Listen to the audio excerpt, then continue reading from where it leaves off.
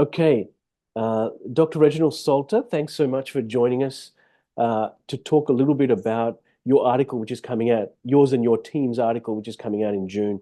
So the first question, that I have for you is your study interestingly found that male respondents reported more prejudicial viewpoints. So do you have any insights on why that may be?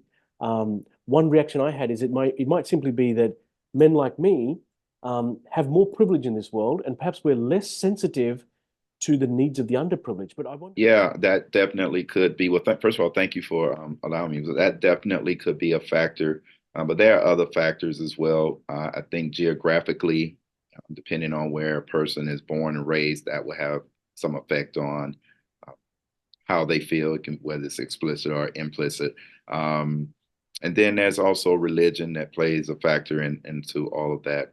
And then, there's just that sense of masculinity. I can't accept certain trends or certain actions or certain behaviors because then that may indicate that my masculine identification may be affected or in some manner. So I think all of those things come into play. Given the increase in knowledge and decrease in bias reported among participants in your study, how do you think we should integrate the LGBTQ plus competency themes into the broader profession? Like not just in dental school, right? But Well, in I tell you, I'm in Washington, D.C., and in Washington, D.C., the course is mandatory. no And that's way.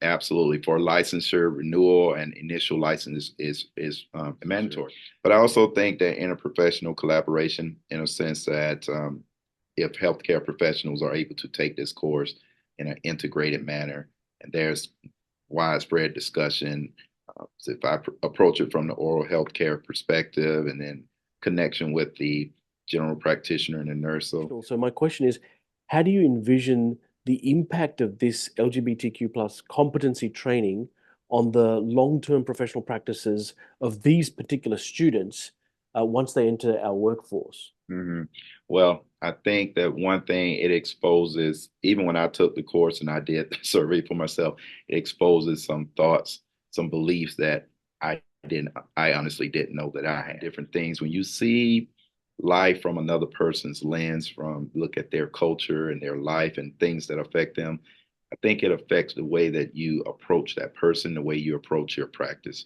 So really you learn more about yourself just by learning about other culture. And that's even outside of LGBTQ, that's across any spectrum. So I think when a practitioner learns more about themselves, their practice grows and changes a lot. That's very interesting because so I might sneak in another question if I Dude. okay, because you spoke about how um, doing the course affected you. So I want to ask another question. How did conducting the research and seeing all these answers come in and everything, how did conducting the research change you?